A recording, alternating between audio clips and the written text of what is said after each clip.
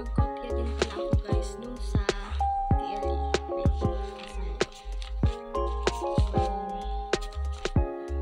Yun. Ito guys yung mga kinopya ko guys. Dami diba? Tapos ayan, mga measuring. Kasi mostly kailangan yun sa amin. So nag-take down notes ako para may notes tayo kung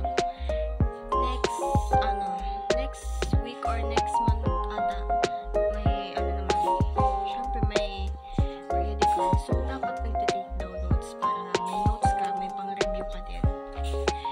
And ngayong araw din guys is may pasok na naman and mag-aayos tayo ngayon ng bag.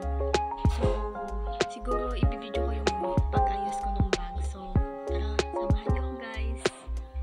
Gotta take the good with the bad, smile with the sad, love what you got and remember what you had, messing with the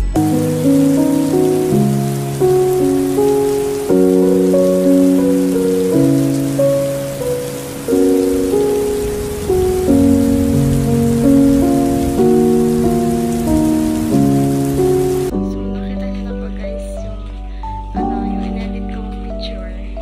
Katabi ko na lang. Joke lang guys. Sige na. Sasabihin ko na sa inyo kung sino yung katabi kong lalaki dun sa picture. Na-edit ko dito sa vlog. Yung old crush ko po siya. O diba, binahagi na. Binahagi ko na lahat. So yun na yun. Okay na yun.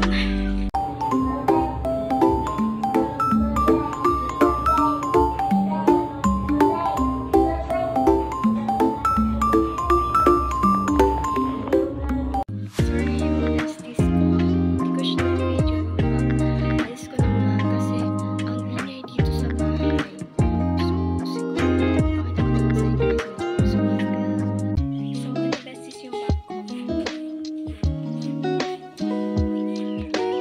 Ang hirap ang hawak ang cellphone. Charot.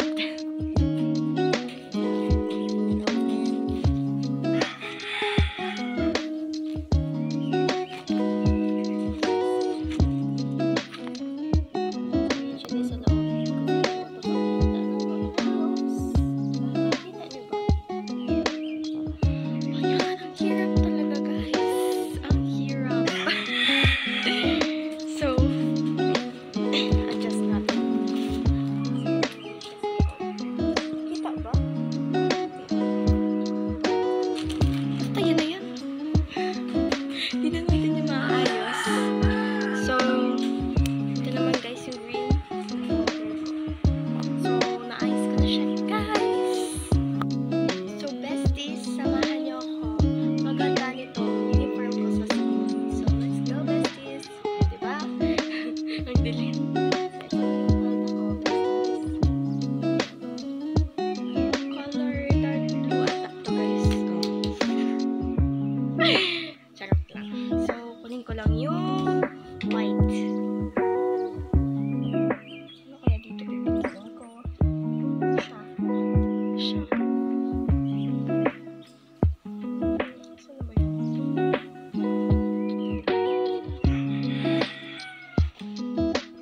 Ito guys.